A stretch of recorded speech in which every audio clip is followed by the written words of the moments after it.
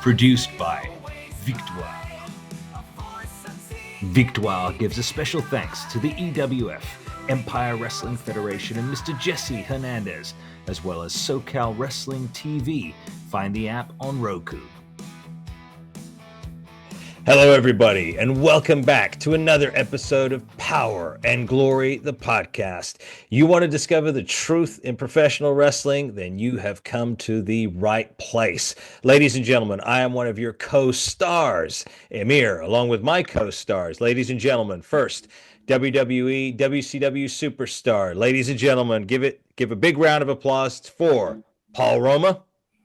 Hurting my ears, people, but thanks for the applause. And of course, ladies and gentlemen, our other co-star, Mr. Mario Mancini.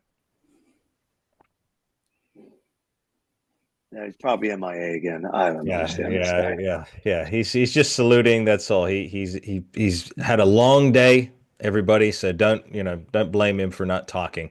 But nonetheless, ladies and gentlemen, here we are. Paul, what would we like our audience to do before we begin today? Well, I hate having to take people by the hand all the time, but okay, let's just do it. Okay, I'm going to take all your hands right now. I'm going to bring you over to that subscribe button. You got to just hit that subscribe button because that's what you do for us. That's right, ladies and gentlemen. You've got to powerplex that subscribe button, hit the likes, and share with your friends and family as we are on our way to 3 million subscribers. That's right, 3 million by the end of 2025, and we need your help to do it. One quick announcement before we begin, everybody. Coming across your screen right now, you will see our public speaking engagements announcement. The entire team here at the Victoire podcast, including Paul Roma, Mario Mancini, Rico Constantino, Chris Masters, and myself. We are available for public speaking engagements. Please use the email address in the description of this video if you're interested, and we will begin negotiations with you. But now, gentlemen, we begin with the show, and let us introduce our special guest. Ladies and gentlemen, from the Wrestling with the Devil podcast, this is Lee Cole. Lee, welcome. Thank you. I appreciate you gentlemen having me on. It's an absolute pleasure to have you here. And Lee, I've got to ask you first off, what did you think of the new presentation of WWE Raw on Netflix? Mediocre at best. The ratings were a disappointment. Hulk Hogan seemed like he was set up or just doesn't have good public relations. I think he needs somebody to control what he does. Because if they knew that, they would have said, whatever you do, don't go out to LA. That's the last place you go. Stay away from LA. Yeah, it would be a smart move. Mario, what do you think about that? Public relations for Hulk Hogan? I think Lee's absolutely right. I mean, Roma has his thing with Hogan. He's never been offensive to me. Roma's seen him do offensive things, but nice guy. Was never the sharpest knife in the draw.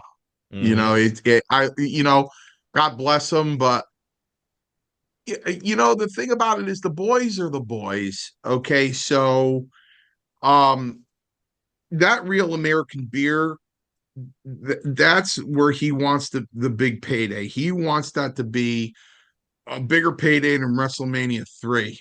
You know what I mean? He wants that thing. That's his deal. That's going to be his legacy.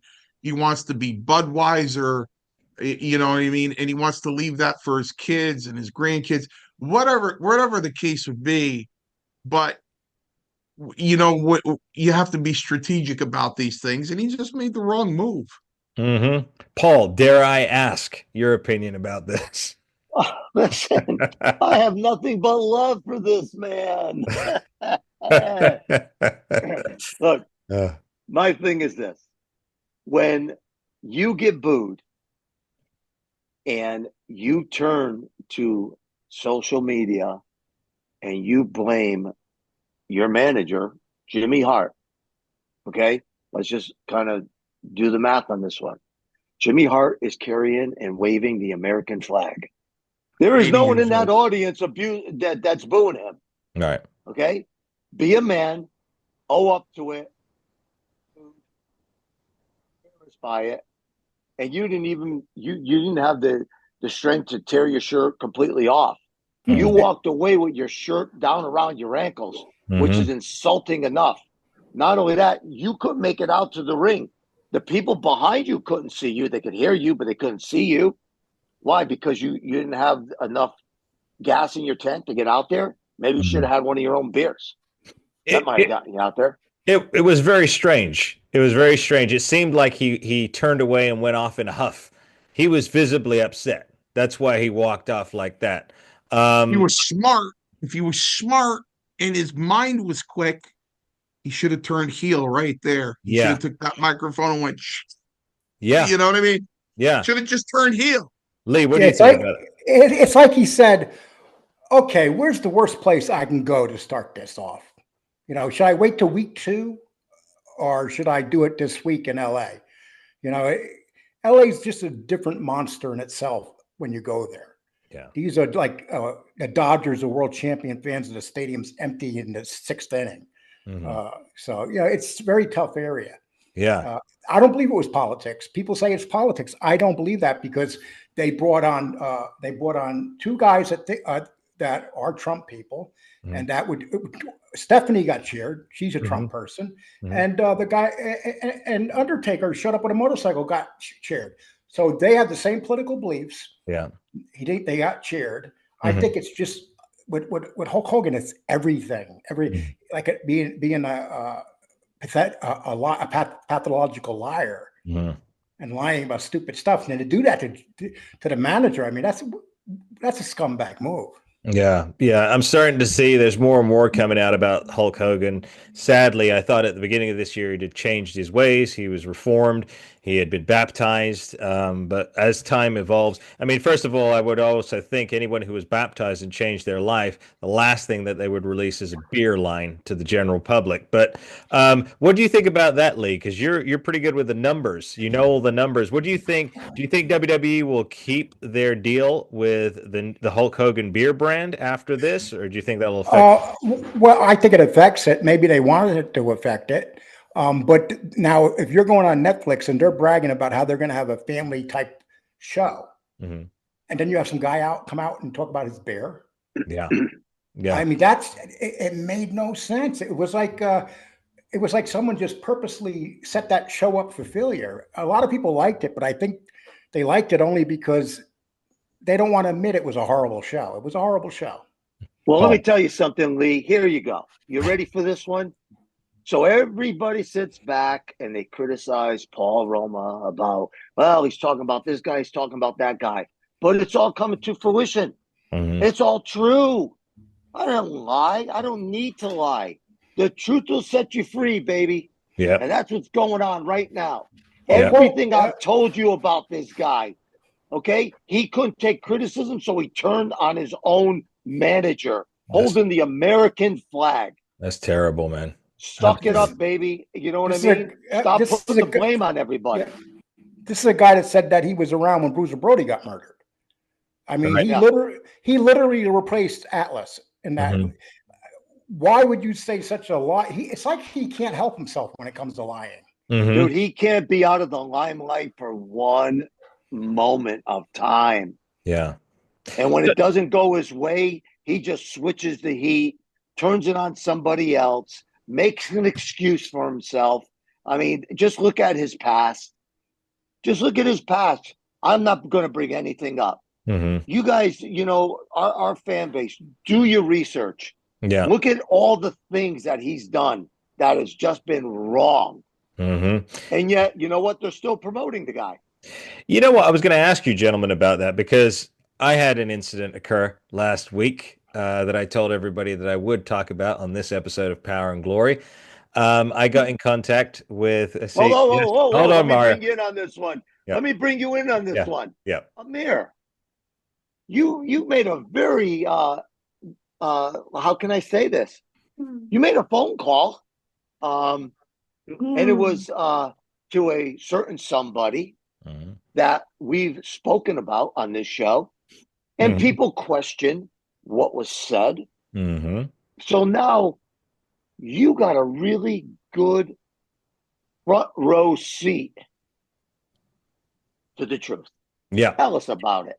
I will tell you all about it, viewers.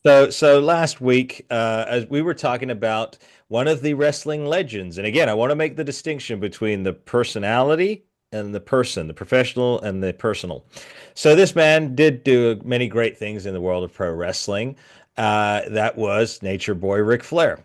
So I contacted Flair and I asked him point blank. I just said, "Hey, I respect your work, respect what you've done throughout your career. I have a show that involves very positive themes. I'd love to talk about how you overcame your health issues and things of that nature. I work with Rico Constantino, Paul Roma, Mario Mancini, Chris Masters." And about that point, he cut me off and he said, and I quote, he said, "I'm bigger than all of them. I am Joe Rogan status, baby. Happy New Year," and got off the phone. Now, I I could have been one of his super fans, which I'm not. I didn't personally care for Ric Flair. I was always a character guy. If they weren't characters like, like a Power and Glory, like Legion of Doom, Ultimate Warrior, Muscle Guy, I wasn't interested. So I could have been a huge fan. I could have been slightly on the spectrum, and he would have destroyed me in that conversation. Didn't even give me the chance to elaborate. I could have been working. I could have been a millionaire for all he knew, and he just did that. And I thought, to me, that shows a lack of care for fans in the business. It shows an ego beyond ego, especially at this point in the man's career. I mean, let's face it, the man is almost 80 years old. Okay. He's not at WrestleMania anymore. He's not headlining events. I respect what he did professionally, but personally, not a fan at all. I got So here we have it again, Lee. I'm sorry. Here we have it again. So I speak about Rick. I speak about Hogan. I speak about a few people, and people question what I'm saying about these athletes, if you will, these wrestlers, these personalities, and yet now you're all starting to get a good dose. And you fire back and come over the top of me and go, "Wow, Paul, you were right." Yes, I am right.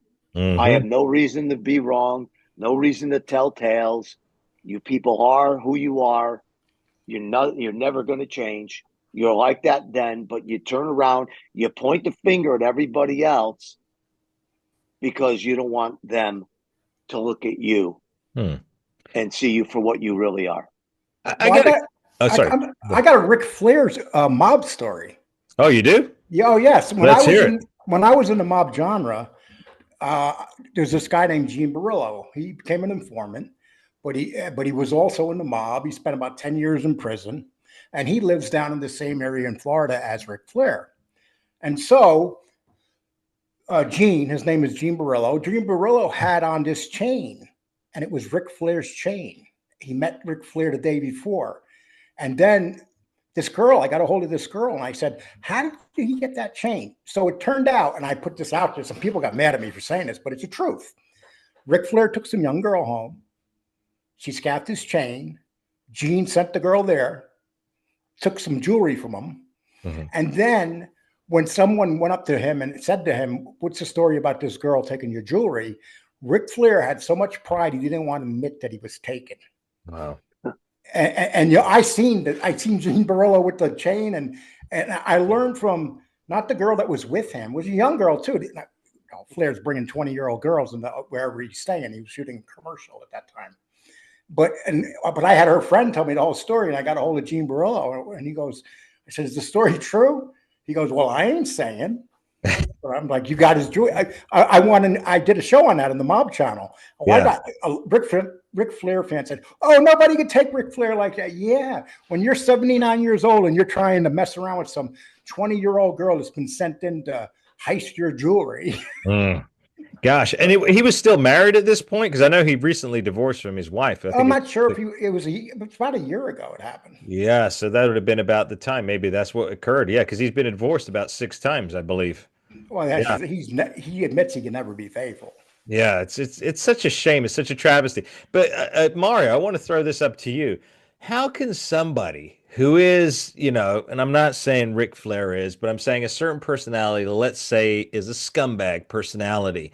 How can someone like that thrive in a company, in a pro wrestling company? Because surely, if they're acting like asses like that, they're going to act like that around the boss. Why would the boss keep somebody like that around, tolerate that, but yet maybe someone else who's totally like, let's use Paul as an example, a consummate professional, does what he's supposed to do, shows up on time, keeps himself in good health, keeps looking like a pro wrestler.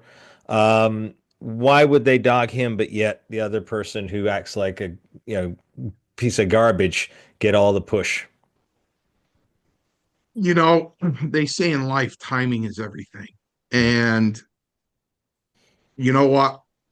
It's kind of like Kurt Hennig getting in his gimmick and walking over to Paul Roma going, this should be yours. You're Mr. Perfect, not me. But Roma didn't become Mr. Perfect. Kurt Hennig did. Mm-hmm. It's like it's like Jake, I believe it was Jake Roberts going back to the dressing room holding his head. And Steve Austin going, you have your newfound faith, blah, blah, blah, blah, blah. Well, how about this? Austin 316 says, I just whipped your ass. There it goes. Mm-hmm. So you got a medium-sized guy that ripped off Gorgeous George, right? He Mm-hmm. just ripped off Gorgeous George. That's who he was, Yeah. Gorgeous George. Yeah.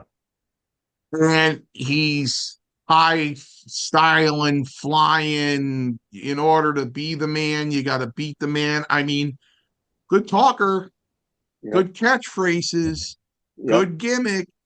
Yep. I mean, it's like I tell my students, Amir, there's very few guys like this, Ultimate Warrior being one of them.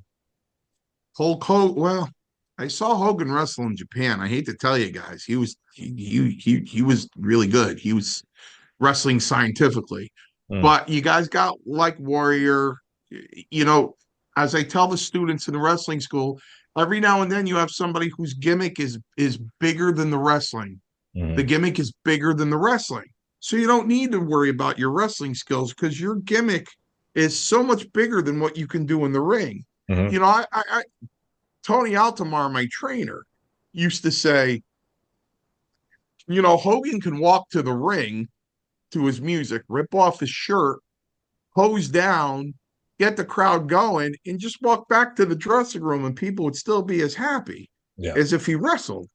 So, you know what? To see Ric Flair with his cutting his promos and his bleeding, and the only thing I'll say about Ric Flair is after a while he became a wrestler of very limited execution. Like toward the say 75% into his career, you would see the same thing, the upside down in the turnbuckle, over the top rope, down the apron of the ring, the face bumps.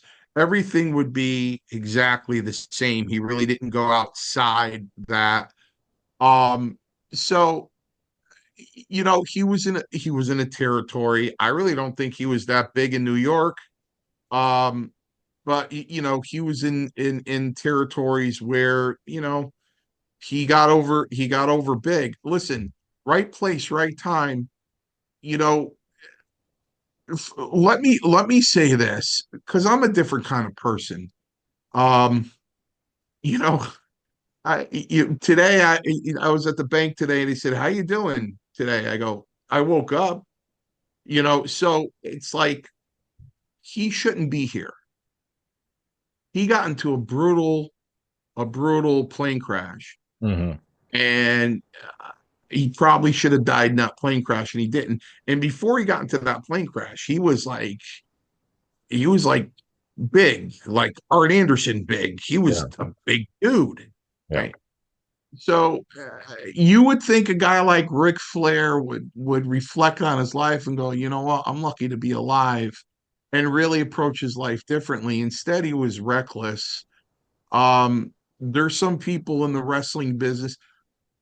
He's one of those guys who believes his own hype. Mm-hmm. Like, you know, Evidently. Yeah. oh yeah, he believes his own hype. He believes in that stuff. You know, it's like I've never in my life looked in the mirror and said, "You're Mario Mancini." I never, you know what I mean? I've never done anything like that. I mean, I'm proud to be Mario Mancini because my mother's maiden name is Mancini. Hmm. It's a real name. Yeah. So, There you go. you know, Yeah. yeah. So, you know, he just and another thing too, which you don't see a guy like Paul Roma do. Mhm. You know, Paul Roma's like a sensei.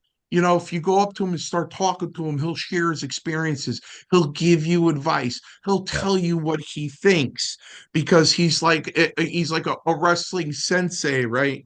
But Ric Flair, like Hogan, unfortunately, their time has come and gone, and they're closer to the grave than the sun, and they want to grab whatever's left, and they want to snatch it and snatch it fast Yeah. because you know what? It's they're in the twilight of their life. You Mhm. know what I mean? It's like heaven's curtain is waiting. You know, they're behind the curtain, ready to go out to the pearly gates. But one of the things you did say, Mario, which I find remarkable, like you said, he's had a near-death experience a couple of times. He almost died a few years ago, right? He had to have surgery. He was at death's door in the hospital.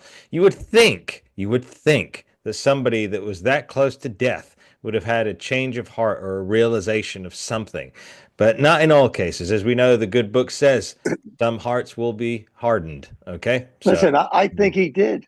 I think he did have an experience. I think he looked up and said, "You can't kill me." wow, yeah, That's what I think he said. You know what? You tried, and you tried again. I lived through a plane crash. I can't die. yeah. I mean, you don't think that that ran through his feeble mind? Yep. You bring up a good point, a valid point, Paul. Where I think somebody else, would I have said, "Thank you, Lord, for keeping me alive. Yeah, I appreciate you." yep. I Lee, think when Ric Flair dies, he's gonna just drop dead wherever he is. He's gonna go the way he wants to go, and I think the way he acts, whether he's divorced, that's all part of his shtick. His whole life is part of his shtick. hmm That's yeah, who he is, and he's not gonna. Uh, His life's a work, Lee. His life's a yeah, work. right. yeah, His life's definitely a work. No matter what he Yeah. does, he gets up. When that jewelry got taken from him, mhm, he didn't want to admit it. yeah, Because he got rolled. He He got got rolled. rolled. He got Yeah, rolled He by got some young rolled. girl. Yeah. He yep. got He rolled got by some played. young girl. Um, Yeah. I would have let this young girl roll me too. You got to see what she looked like. Yeah, speak, Lee. I wanted to because you brought that's up a some. great point, Lee. Actually, Mario, I interject. You brought up a good point about some guys can just come out and it's the gimmick over the actual ability to wrestle, which brought to my mind John Cena. So, Lee, you before we went on the air, you had some comments about John and his participation in WWE Raw. So let's share that with the audience.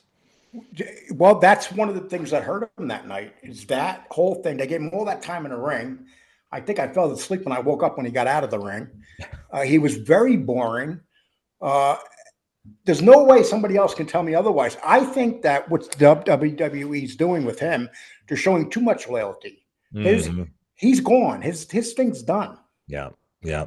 It's like, but But they're gonna have him, like somebody was talking about. Maybe they're gonna have him win the title because he's leaving from Cody. Are you kidding me? If that guy wins the title, it makes wrestling look like such a huge joke, especially WWE. well, that's another thing. And again, Paul, I'm not sure if you caught this, Mario, if you caught this. They've taken the sports out of the sports entertainment now. And Triple H made a statement basically saying this is theater. It's Yep. theatrics.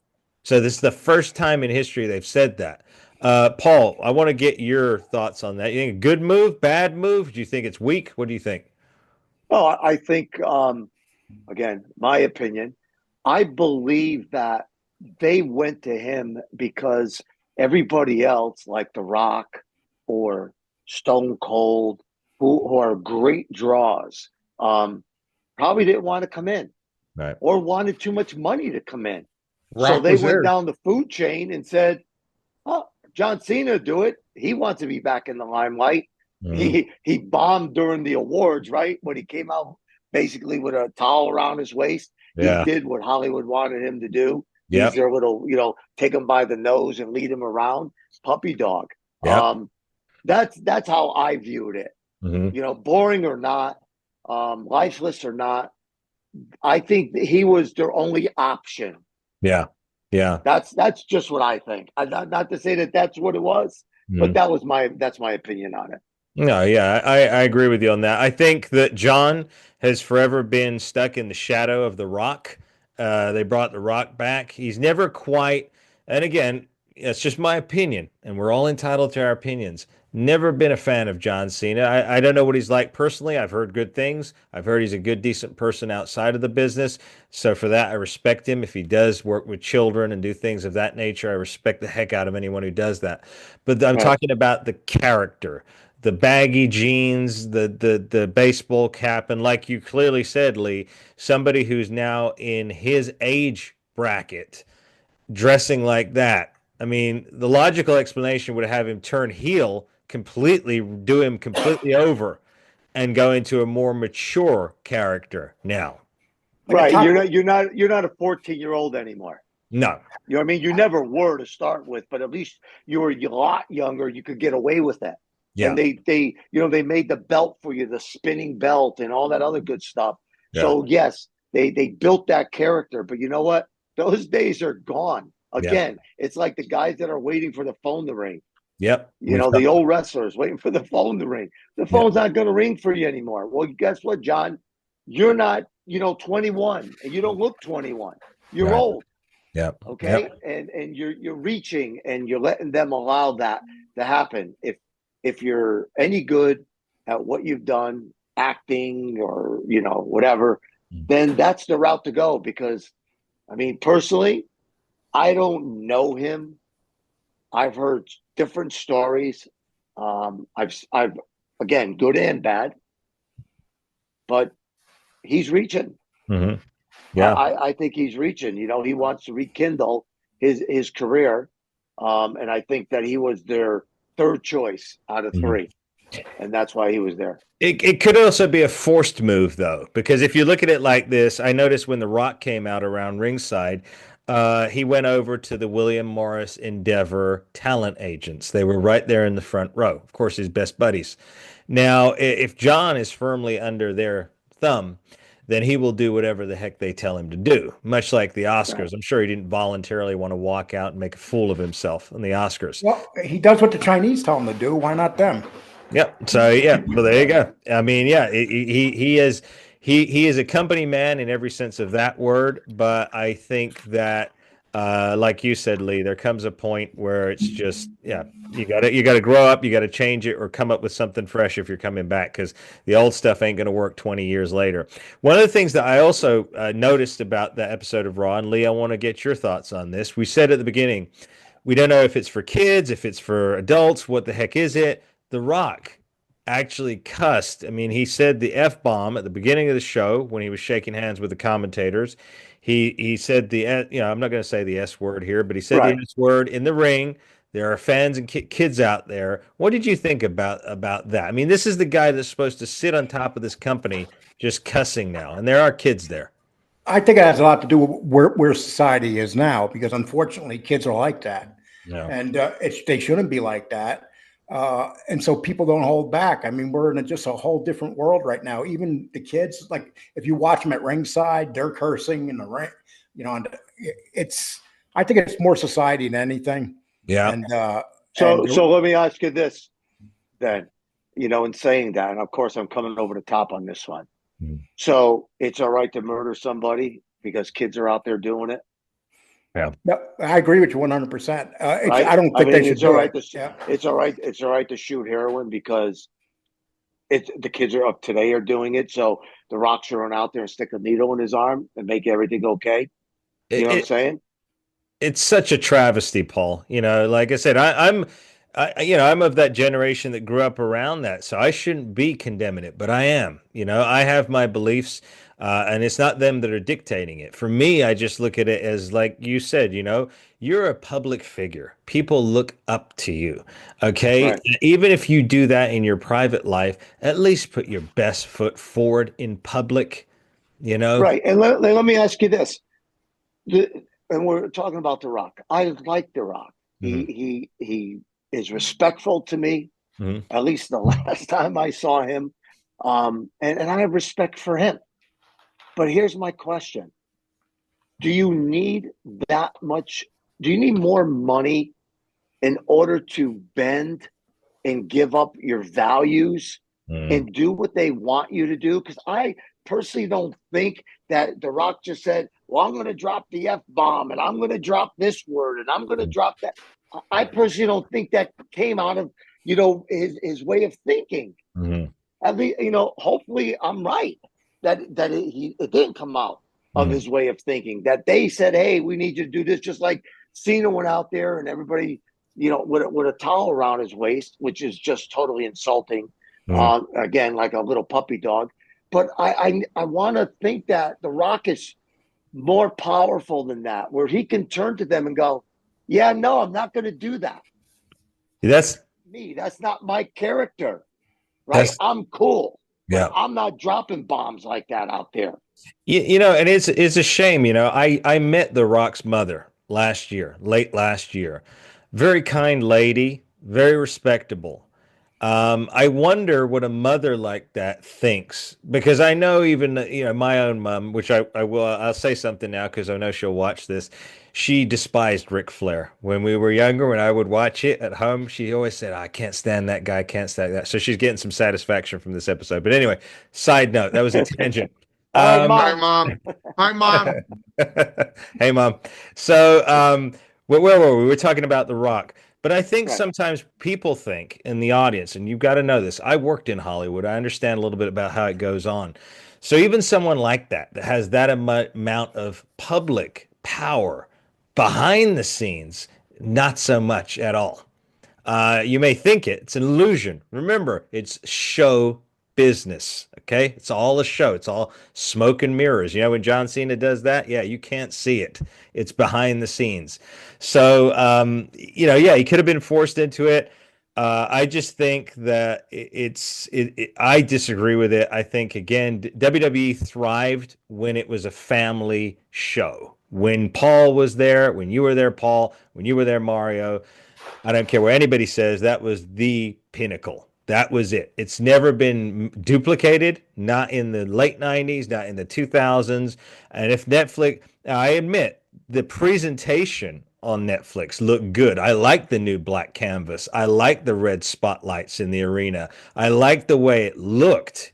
Thank God they finally got rid of that huge ramp after 25 years of Monday Night Raw. So I mean that's good, but I think some other things, like I said, cussing, you got to define your demographic and then stick with it. And but apart from that, as we bring that segment to a close, any last comments, Lee, about the new incarnation of Raw?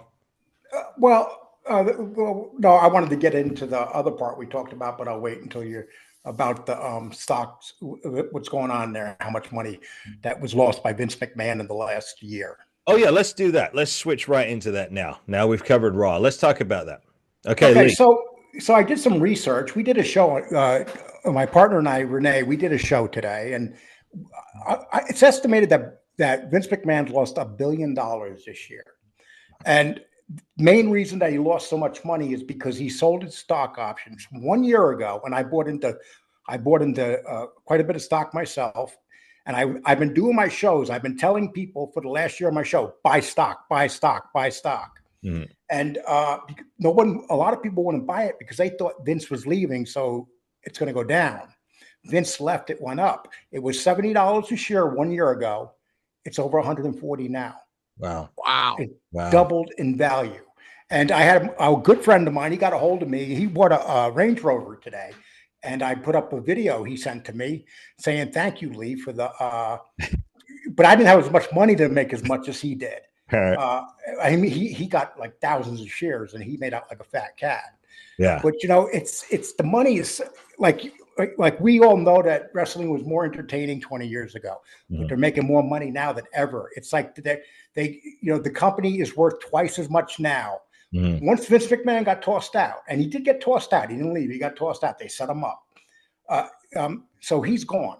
And the company has excelled. They know how to make money.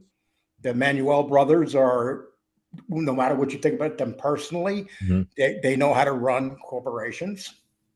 And the fact that, and I think about this, Vince McMahon's ego got in the way. All he had to do was pay Janelle Grant her money.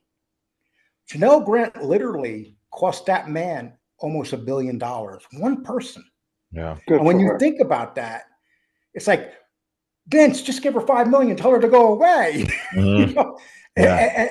And because Vince had no idea, he thought he was invincible. He had no idea how much money he was going to lose. And people say, oh, well, he still has all this money. But remember, when he bought his stock, and from the company, he bought it, half of the shares was at $70, the other half was at $90. So that means it's $140 now. So he lost all that money. Wow. That's and a lot. Vince, and Vince is taking that. You don't think Vince is thinking about that. It's like, Vince, that was the most expensive piece of what you ever paid for. Yeah. One of the things you did mention there, and which was about it being a potential setup. Now, I've often thought this too. It seems too coincidental that he made the deal and then he was quickly ushered out and then expunged. So I did a show. I did a show. I'm sorry. I did a show on this too, and I was talking about it. Here's what I believe happened. I believe that when he screwed over his daughter, when he came back, she goes home, and she's out of the company now. She wants revenge. Her Triple H wants control. So, and Vince McMahon's always used to being the smartest person in the room. When you get in the room with the Manuels, TKO, Dana White, you're no longer the smartest man in the room. Right. And he was so confident. They set him up 1 week later. Yeah. He's gone. Yeah. When you merge into a company, you send your investigators out to see everything. Right. And there's no way that Manuel TKO Group sent out their investigators and didn't see that. And today, Vince McMahon was ordered to pay $1.3 million back to the WWE for SEC fines, and because he didn't tell his stockholders. That's another loss that he has. It's not as big, but this has been a horrible year for Vince McMahon. He lost his empire. He lost a ton of money. He lost his family. My heart bleeds for him. Yeah, exactly. It's kind of funny because Paul, it's all caught up to him. There's no ways around it. It's all caught up to Vince McMahon. Life has come full circle for all the lives that he's destroyed. Yeah. Yeah. And this is just the beginning. It's not over. I think it's far from over. Yeah. I can only imagine. It must be. Mario, what do you think? Vince McMahon watching his product, something that he brought to prominence, now firmly in the grasp of Hollywood and Netflix. What do you think? Do you think he watched it? What do you think was going through his mind? Hypothesize.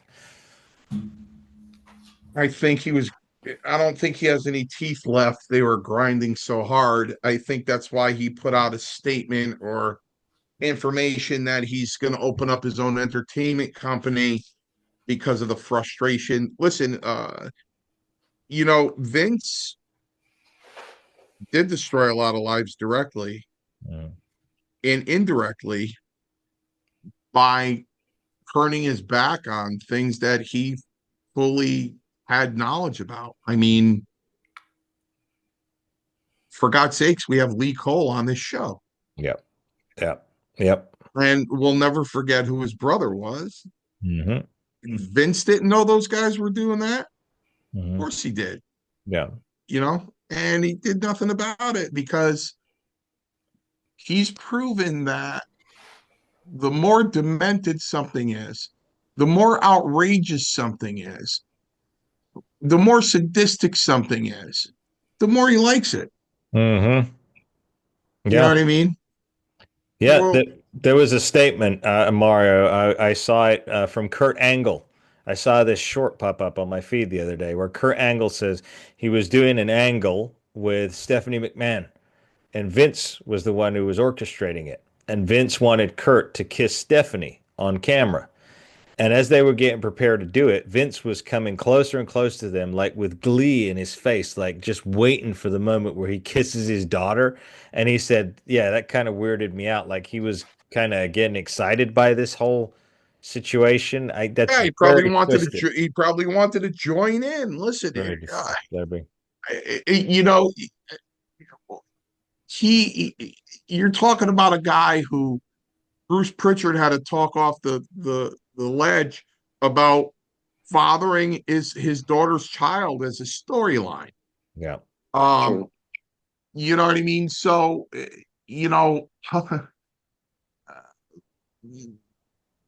if Vince is always all about money, I'm sure you know, he's not happy. Mhm. But again, you know, he's all these guys that are closer to the Grim Reaper than anything. They're including Vince McMahon. You know, one of the people are misunderstanding my post because I guess I worked in Canada last year. So we're going to Quebec for an 80s con to sit at a table and sign autographs. And they're like, hey, Mario, you're wrestling in Canada again? I'm like, no. One of my students came up to me and said, what do I got to do to work with you? Nothing. I'm never going back in the ring again. You know what I mean? June 21st, I'm going to be 59. You know what? Leave me alone.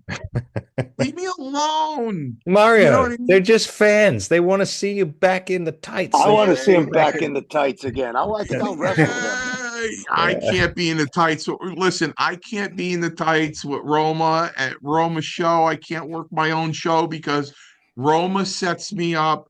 I got close. I listen, 8 years in the WWF, 8 years Amir, 8 years. I got a call from a lawyer.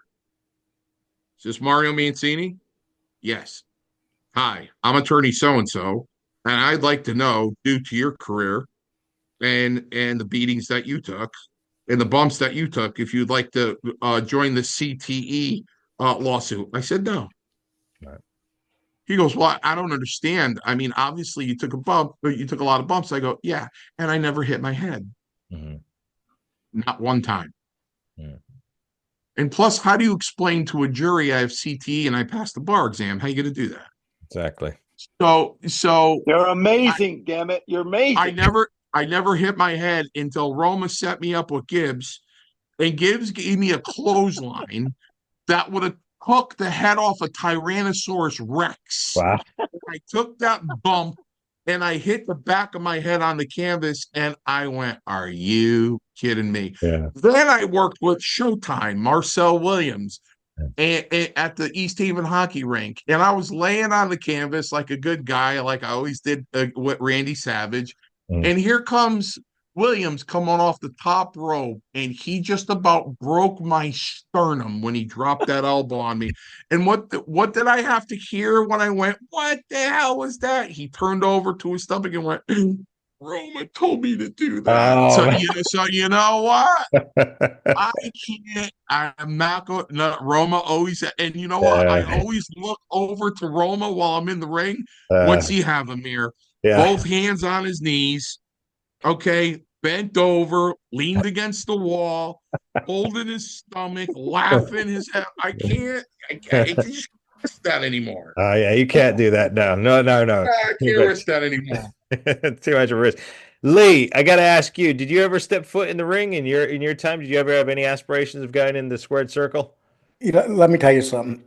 Uh, I was a fan when I was young, and when my brother came to me and told me what happened, Hmm. I never thought I would ever get near the world of wrestling that fast. You know, it happened at the end of December, and by the end of January, I'm sitting across from Vince McMahon. When I think about that, I've had people, wrestlers, tell me, "You sat 3 days across from Vince McMahon." I worked for that company for 5 years and never sat in his office. Hmm. That's how, that's how my life's weird. Mm. I get in some situations, and to meet Vince McMahon like that, when I first met him the first 2 days, I thought he was a great guy. By the third day, I hated his guts. Okay. It's like, just because of everything that happened. Hmm. But you just don't know what's going to happen one day to the next. And I got involved with wrestling for that period of time. Hmm. But by the time when my brother stayed there, I was so disgusted with it. I went to that WrestleMania that year because my brother asked me to in '92 because they were booing him, calling him the F word, gay, and making fun of him like he really let Mel do that. I mean, it was Hmm. awful ringside. Yeah. And that's the last time I've ever been in a wrestling arena, and that was Hmm. 1992. Okay. Yeah, that would have been the boom. So I've got to ask, when everything happened with your brother, did the WWF, Titan Sports, or any of those entities try to offer any help at all, in terms of therapy or anything like that? Did they try to? They pretend they were helping. Okay. It was Linda McMahon that was handling everything, Mhm. not Vince. Vince, I always tell people it's like Vince uh, went to Linda and said, "Mommy, I messed up. Take care of it." Oh, okay. Yeah. Yep. And Yeah. then he leaves, and here's Linda McMahon, the one that has to clean up his mess continuously our whole life. Hmm. And she had to clean up that mess. But they knew exactly what to do to get my brother had a 1 year contract coming in, and exactly 1 year later they let him go because they set him up. Mm. And he was with very smart people, and Jerry McDivitt, very smart man. Uh, but I despise those people are all gone now. I don't really dislike wrestling now, to be Hmm. honest with you, Hmm. because none of those. A couple of people, but in general, it's all a new game now. Yeah. And Lee, Vince, let me ask you a question. Lee, would you like to see Vince in jail? I actually think that this year, what happened to him this year is worse than jail because I'd like to see him in jail because I'd like to go visit him. oh, right. Wow. Yeah. I would like to go visit him. And I was thinking about this, Paul. And let me ask you guys this. Mm. Vince McMahon, he lost everything that he loved. Like he walked into that building, he was the man. Hmm. He did that for years. Then one day he wakes up and he doesn't have it anymore. Nothing. It's gone. Right. His son-in-law is doing, he hates his son-in-law's guts. I guarantee you Yeah. that. Yeah. I mean, his family, it's like he's lost everything. On top of that, he's lost a crap load of money. Hmm. And he's still, and this indictment is still out there. So, Paul, there's a chance. I don't know about good, but there's a chance. But from what I heard, and I did a show on this, and people told me I was wrong, but until I hear otherwise, Vince McMahon's a very sick man right now. And when Hmm. I came out and said that, Hmm. people said, no, he's not. Well, as soon as I said that, his public relations came out and called me a liar. His lawyer, actually, she said to me that I was lying. And then everybody else, they said, oh, public relations said that you're lying. And I'm like, these guys are morons. They Hmm. believe the lawyer. Ever since I said that, and people said that I was wrong, nobody has seen Vince McMahon, Hmm. not even at a table at a restaurant. Mm-mm. Yeah, it's like as if he's vanished. He Because has he's yeah. sick. Yeah, that's what I was going to say. I mean, there's no way. I mean, this is the whole man's purpose for living, his family. You build that up. I mean, you saw the passion. And like I said, to separate the person from the professional from the personal, I think it was a sad day when I found out what I did about Vince McMahon. I was generally sad, when I'd have conversations with guys like Paul, other guys that I've, met along the way who were there when Vince was in charge. And it's such a sad thing because as a child growing up, Vince McMahon was kind of like that, that TV dad figure. He did do a good job of representing the company back in the early. I didn't care for his, you know, egomaniacal boss character. I'm talking about the 1990, 91, broadcast journalist. I really enjoyed watching him there. And I couldn't, at the time, even now, if you look back at old videos, you can't imagine that guy is responsible for all and could act like that behind the scenes. Yeah. It's devastating to fans who grew up believing, in his character at that time when he was squeaky clean. Um, I told Paul and Mario this, and see me in 1992 is when I figured that Vince McMahon was evil, because the last day we were there, he went in, broke into my answering machine. Linda McMahon did. They got all this information out of it, and then when I sat down and I started arguing about what they did, he looked at me and he says, "Oh, you're the smart one." And he had these veins on the side of his neck, like he wanted to punch me in the face. I'll mhm, never forget that. And he in 1992, Vince McMahon was an intimidating looking man, very yeah, big, muscular, 6'3", and mhm, uh, but that's the last time I remember him. So to me, he was always evil, mhm, but it just came out slowly, and he couldn't control it after a while. I believe that when the company went public, he went nuts because mhm. he got everything he wants. It wasn't exciting no more. He built it to where it is. What else is left for him except to go out and get rubbing tugs and uh, attack the women and stuff? That's true. And Yeah. that's something. And we always, Lee, what we love to do here is just, share good things and positive things with our audiences too. So it's another thing to be aware of, audience. You can chase dreams and you can chase these things. But just remember, at one point, when you get everything, where do you go from there? And just make sure that your ego is in check and you understand it's the little things in life. It's being able to wake up and breathe in the morning. It's not all about trying to take over the world. I mean, like you said, Vince McMahon had it all, but his ego got the better of him. And now look at what's happened. It must be a very sad situation. I wouldn't, like I said, I wouldn't even want to wish it upon anybody. That sounds very devastating to be able to build something up and then lose it all. But like you said, I mean, so many wrestlers, Paul, the lives were lost. The Owen Hart situation, I still can't believe that. The man passes away in the ring through a tragic accident, and they just carry right on, and his blood's on the ring on the canvas. This is even as a youngster at the time. I remember thinking that's sick. That's weird. You should end this event right there, and then just pick it up the next day or whatever. Yeah, Um, there's a lot of things like you know people don't know about. They will, mhm, they will find out a lot more things. mhm, But the man is who he is. mhm, You're not going to change him. mhm. Um, hey, listen, I like to find out if he's sick. I like to go see the guy. Yeah, I mean, I'm not. I know Mario, stop. I know you're covering your mouth laughing, Mario, because you're thinking just what I have in mind. And you're absolutely right, Mario. Nobody knows me better than you. That's for certain. But it'd be nice to go see him. Hi, Vince.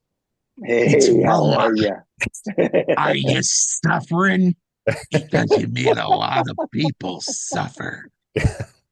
How's it feel? Well, I well, I remember that. I remember a scene from that infamous shoot incident. Of course, we can't use that language here, but Paul, you told the story many moons back when Vince fired you, and you said that Yes, his collar looked like it blew open, and there was heat coming out of his collar. But you yes. said to him, whatever. Sit down before I knock you the. Knock you Yeah, down. yeah, yeah. Um, yeah, yeah. Well, he didn't fire me. I quit. Right. Right. Yeah, I quit. Which I think he never saw that coming because who quits the WWF? yeah, yeah, That was the pinnacle. That was the place to be, right? yeah.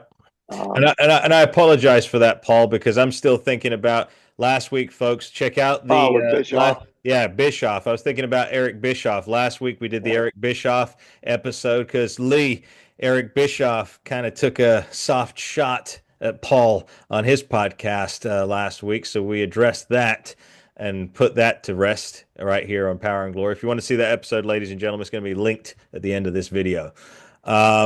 But yeah, but you mentioned Linda McMahon there. Now we've heard also that Linda was the one the Buffer used to sort out the Ultimate Warrior situation too. I've Yeah, heard. the Ultimate War, and also more than anything, I think the worst thing they ever did was when Chris Benoit situation happened. Hmm. Uh, 2 days later, Jerry McDivot's on Fox News, and he's blaming the little boy. He said that the boy was suffering from dwarfism, and that the boy also had handicap issues. And then all of a sudden, the teacher the following day at the school said, "No, that's not true. He came to school here. He didn't have dwarfism." So he tried to make it sound like they were fighting about the boy, and that's what a murder happened. So if you're going to do something like that, and then nobody ever called Jerry McDivitt out on that after he did it. The media never called him out. Can you imagine? And you know, McDivitt and Linda were real close, and I mean real close. But we'll save it at that. Okay. So if you would do that over the death of a child, what is it that you wouldn't do to save your company?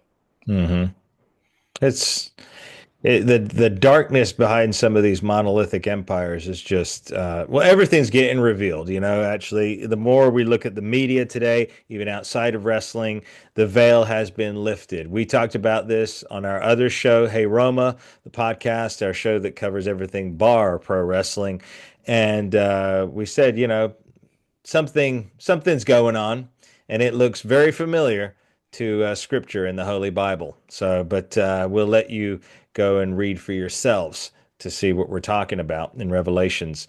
But yeah, I'm just gobsmacked by all these new things that we're learning about this sport, well, entertainment that we've loved for so many years. Lee, I did want to take a moment to bring up your podcast because it's been very, very successful. Congratulations on all your viewers and all the I can't believe it. We're going to probably hit 40,000. I'm proud of myself because of the fact that Renee and I aren't wrestlers. We're just someone that came into this. Sure, my brother was part of it, but I wasn't part of it. I just happened to be involved with a legal situation. And I can't explain it. I mean, I just can't explain it. Why I'm shocked because my mob channel was very successful. I'm going to pass. That took me 3 years to build the 40,000. This is in 9 months. Yeah, doing very well. So I'm just shocked. People like the show, and I appreciate it. Yeah. And you guys know how hard it is to have a show, guys. Yeah. You know, sometimes you wake up and you're like, I don't even want to do this no more. Yeah. Sometimes it can be discouraging. Sometimes you see things and you hear things or comments or whatnot, but you know, ultimately, I think, you know, I just want to congratulate you again. You know, it's a great accomplishment, but I also congratulate you in being another speaker of the truth, because I think this is what resonates. This is what our audiences want. They want truth. They want facts. They want opinions as well. They want to be able to be helped along in deciphering what's fact and what's fiction. And so, very much. And the fanboys are going to come out and attack Mario. They're going to attack Paul Roma. They're going to attack me. They're going to attack even my partner Renee is getting attacked now. Oh yeah. So these are people. There's one guy that even has a tattoo of Vince McMahon on his leg. If you put a tattoo of a man on you, yeah. Make sure it's Jesus Christ. That's it. Yeah.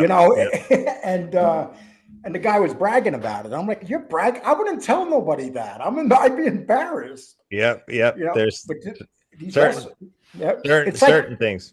The wrestling fans, I like wrestling fans, but to me, the mob genre was vicious, where they want to kill you. They will come to your house. Some of the people there. Wrestling genre is different. You just got a very sleazy amount of people here that love Vince McMahon. Vince McMahon can do anything wrong, but they don't want to admit anything. They all in their head, they're fantasizing Vince will be back. Yeah. Okay. Yeah. Paul? Yeah. No, I agree with him. Yeah. They're like wrestlers that sit by the phone. Yeah. They're sitting by the WWE and saying, Vince is he's going to be back. He's going to be back. You'll see. And they shoot down everything that we speak about, which is the truth. They don't want to hear the truth. It was, what was that? Was it A Few Good Men? You Can't Handle the Truth. Was that That's right. The movie? Yeah, it was. And that's it. They can't handle the truth. They'll come up with 1,001 excuses. as to why you're wrong and you're not telling the truth. What do we have to gain by lying about somebody? Right. We have nothing to gain. Nothing. We're not getting paid to lie about this person. Someone that come in and say, hey, say all this stuff about him. No, I mean, the truth is the truth. Yep. And we're not liars on this show. Nobody's giving us $20 to post anything negative on social media. Yeah. Yeah. And you know what? If we weren't telling the truth, why is it out there? Right? You have documentaries proving what we're saying. Yeah. Jumping on board. Yeah. So, and more to come, Paul. More of those to come. Oh, yeah. More to come. Yeah. Oh, yeah. They have no idea. They have no idea. No idea. And you know what? They'll still be in denial. Yeah. Oh, yeah. And it's amazing, though, because what are you going to say when you see people come out and not one or two victims? You're going to see 30 victims. What are you going to do? So are they all lying? You know what I mean? Yep. Are all the gymnastic females lying when they came out and exposed? Yep. You know what I mean? What was going on? No, they weren't lying. And then college girls started coming out that were on gymnastic teams, and solidifying what was going on. Yes, this is what's happening. And we were afraid to come forward. Well, you know what? When these knuckleheads sit back and they sit in their chair and they play God and they sit in judgment of us, they have no right to do that. And I know you're going to say, well, no, they do. No, they don't. Because, that is not for them to do. Right. Let the higher up. Well, God, let the Almighty judge us. That's just how I see it. Yeah. Not these people. We are telling the truth. And more and more are coming out. And you're going to see that it is the truth. Did they condemn the gymnast? Oh, these girls are all lying about the doctor. They're all lying. He never touched them. And then more and more. And then they collectively took care of everything. What's he doing? The rest of his life in jail now, which he should. Yeah. And guys, just so you know, I don't know if you guys knew this. A little birdie told me that there are now 10 ring boys in that lawsuit. Wow. 10. 10. Sheesh. So I guess all 10 of them are lying, and yeah. They're all lying. Yeah. Oh, and all the females are lying. Yeah. Come forward, right? They just made these stories up. Well, the thing is, what you could see, and I'm going to get it to a couple of announcements, and then we'll start winding up the show. But one of the things that I see is that it was all portrayed on camera. You can't even hide it because the character himself was already doing these acts on camera. I think we've talked about, Paul, the situation when Trish Stratus was involved with an angle with Vince McMahon, and she kissed him in front of Linda. Now, regardless of if Linda and he are separated at the time or not, right? It's still a weird thing to do. It's a weird place to go to. And on top of it, that's a shoe. For Vince, that's a shoe. Yeah. Right. And look what Shane McMahon said to Stephanie sitting next to him during an interview when they were younger. I mean, demented. Yeah. Who does that kind of thing? I got 7 sisters. I would never talk that way to my sisters. No. Right. And Vince, like Mario brought up before, Vince, with that angle about him wanting Stephanie to come out, being pregnant with his kid. Yeah. Your father's kid? Really? Yeah. I mean, what demographic are you trying to reach out to? I'd like to know. It's that tipping point. It's like we talk about, what is the breaking point? We talk about that in psychiatry. What is the breaking point? So Vince was kind of stable, at least publicly, until 97. Once that whole Montreal thing started happening with Brett, that's when you saw the gloves come off. And that's when you saw this other side to that Vince McMahon character that started spiraling out. And you're thinking about Stephanie, when she first came out in the late 90s, 99, 2000, how old was she, Lee? Do you remember how old she would have been? She was young, like 19 years old, maybe. 19. I didn't think she was that old. No, but when my brother went back to Titan, he remembers her. She used to walk around, very attractive girl. Mhm. And she was started getting into the business at that time, but she was still young. But it was like she was already in training, Yeah. you know. But one And of the I things heard rumors. I heard rumors that she'd go into the obviously the guys' locker room and chastise somebody, and guys would be changing or coming out of the shower, they're naked, and there's no big deal. I mean, really? That's who well, you want your daughter to expose to well, all these naked men? did you see what she was wearing at 19 and 20 on international TV? I mean, that was another thing I wanted to bring up. But again, you talk about, and also let's bring it up our faith just quickly. Vince did that angle where he challenged God. I didn't find that funny at all. As a believer in Christ, I did not find that funny. The No. whole thing where he put Stephanie, they sacrificed her to the Undertaker. I did not find that funny. That was another blasphemous move. So yeah, definitely he'd lost control by that point. It's safe to say. Well, when you think you're bigger than God or more powerful than God, look, when somebody's not afraid, when he figures nothing's going to happen to him, like God's not going to send down a lightning bolt and take his life. Mhm. Okay, And all but you the know big, what? yeah, I'm sorry. But you know what? Now, now there's a way that you're being paid back. Now Mhm. you're starting to suffer, aren't you? Mhm. Taking your money away little by little, just humiliating you little by little each day. Mhm. More and more comes out. You know, you have documentaries coming out on you, not that garbage documentary that Netflix put out. That was just, let's all feel sorry for Vince McMahon. Wait until you see the ones that are coming out. Wait till you see Mhm. the one that's coming out. You're going to be, I think, su- surprise isn't the word. Yeah, it's going to be, and Shocked isn't the word. we'll keep you viewers updated with that as we get closer and closer to the release date. I also want to remind our viewers that the entire team, we will all be at WrestleCon 2025, Las Vegas, Nevada, WrestleMania week, ladies and gentlemen. So make sure you punch your ticket and make your way over to the Hey Roma and Power and Glory podcast booth. We'll also be signing autographs, taking photographs. We'll also be filming for the podcast live so you can get your opportunity to I be. got a booth too there, by the way. Oh, you do, Yeah. Lee? Oh, Yeah, great. I'm going to be in Las Vegas. I'm staying. I'm going to ask some family out there. I'll be staying out there. I'm not going to go near WrestleMania, but that's a whole week thing. People don't realize that. Yeah. So it should be fun. Yeah. And let me tell you something, guys. I didn't realize it ain't cheap to do any of that. It ain't like the old days. You get a table for $20.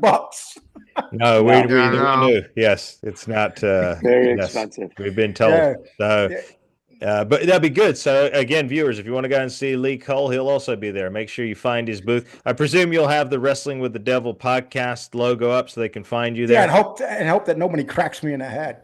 Yeah. So I There'll made be a few security. enemies, I think. There'll be security there, Lee. You'll be safe. Plus, you've got You'll Paul. be fine. Well, I was gonna say all you need is Paul there. He'll take care Yeah. of everything. Hey, take it And I easy got on my my man. partner Renee. He's a street fighter. So There you go. Yeah. There you go. No, I'll referee the fight. Don't worry. there you go. It'll be good. Also, we'll be at 80s Con in Canada coming up in June, so we'll keep you updated as we get closer to that too. And also, I forgot, actually, they're not on your screen today, but the Power and Glory of the Podcast T-shirts are available for order now. If you want to order yours now, or if you want to wait until WrestleCon or 80s Con, they will be available there too.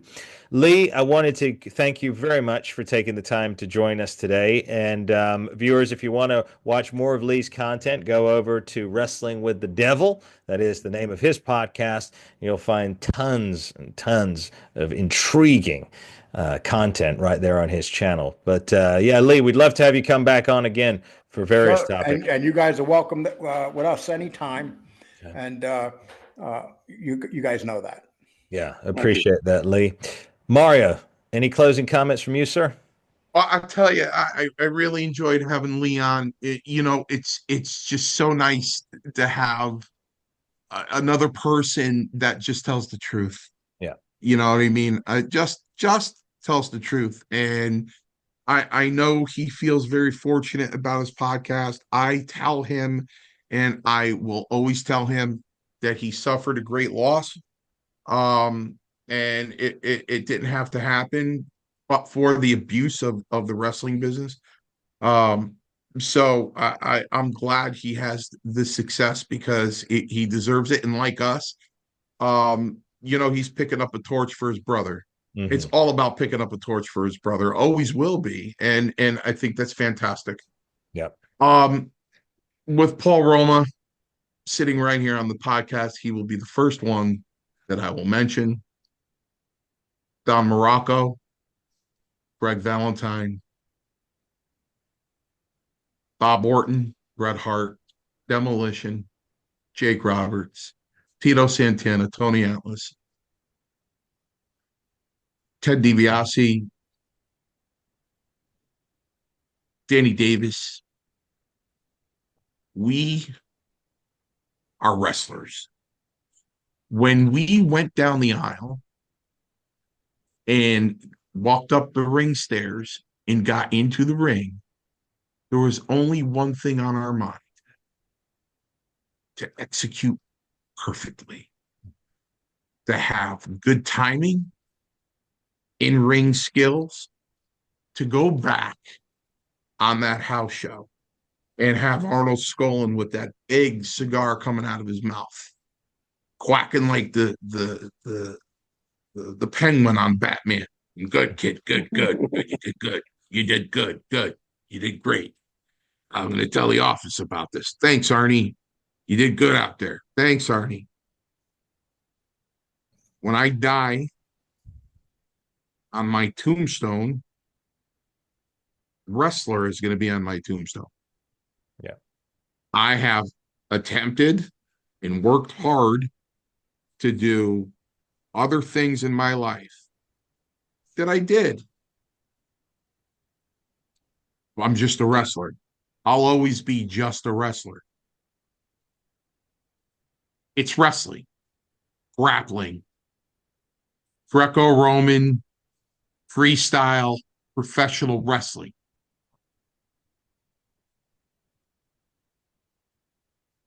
With some drama attached to it, with your alter ego attached to it. Entertainment, you can stick that where the sun doesn't shine. Oh, there you go. Wow. What a bold statement, Mario. How beautifully delivered, though. Yeah. But very, very true. Pro wrestling is, like you said, it is pro wrestling at the core. That's what brought it to the dance. That's what it is. That's what they're doing in that ring. Paul, any last closing remarks from you? No, it brought a tear to my eye. You see that tear right Yeah. there, Mimi? Yeah. Brought a tear to my eye. Yeah. No, I wholeheartedly agree. He's right. They're trying to reinvent the wheel. Mm, I don't believe it's going to happen. mm, Old school always worked. It always will work. mm. That's what people enjoy. And yeah, well said, Mancini, as usual. Yeah, very, very well said. And I reflect that too. What the old school is the only way to go. That is what brought it to prominence. That is what it will always be. They've tried to reinvent the wheel. We were joking about that darn six-sided ring the other night. How Yes. ridiculous, how ridiculous that ring was. And trying again to reinvent the wheel. And where did that go? Nowhere. Yeah, Um, it went nowhere. yeah, And you know what? Know what won't go anywhere? What won't go anywhere is if our fans they don't go and hit that subscribe button. that's right. And can I say one thing real quick? Yeah. I appreciate you guys. One of the great things that I got out of this, I've met people like Paul, Len. I hate saying a Len. Now, Yeah, Amira, I've met Mario. Mario. Amira and I have met you. Yeah. RVD was on my show. Vince Russo's been on my show.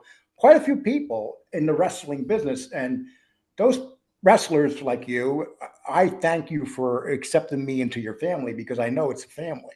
Mhm. And I'm just a guy on the outside looking in, Mhm. but it feels good. I never thought I'd be here, able to do shows with guys like this. And some guys reach out to me and say, "Hey, I'll come on your show." Yeah. Except for Al Perez. Well, listen, you know what? Again, not going too deep. We feel your pain. Yeah. We get it. we can acknowledge that because we were there.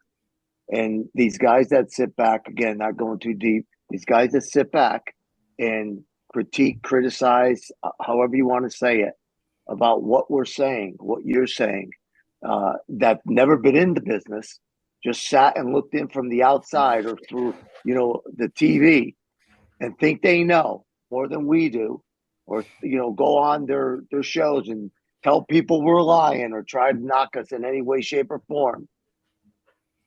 They're not getting anywhere. No. The truth will set you free, and our show is moving right along. Yep. As is yours. So we're going to stay the course. Again, Powerplex, that subscribe button, and we're good. We're going to see you next week and every week. Yep. And every week, and let's promise in 2025, somewhere along the line, please, we need we need to have Lee Colbeck on Hey Roma. Yes. So listen. He's got to tell you guys the Sammy the Bull Gravano story. Okay. It's incredible. All right, we will do that. We will do that, Lee, on Hey Roma. I'll even bring the video. All right. I'll bring the video when he talks about shooting me inside in the back of the head inside. Yeah. Of all right.